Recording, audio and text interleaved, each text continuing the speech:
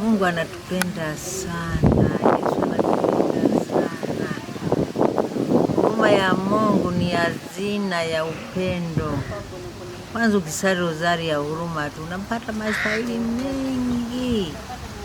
Basi jamani, Wakristo wote, wanadamu wote tunaalikwa kushiriki hili zawadi ya wokovu.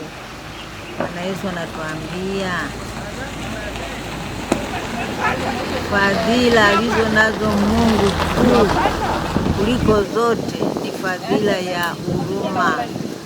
Huruma ndio inabeba ulimwengu kwa kweli, na bila huruma wanadamu asingeiona mbingu. Mara nyingi watu wanakosea, mtu akifariki eti ametangulia mbele ya haki. Bwana hafanyi hivi, lakini mtu ila ametangulia mbele ya huruma ya Mungu. Katika huruma hiyo tunapata msamaha.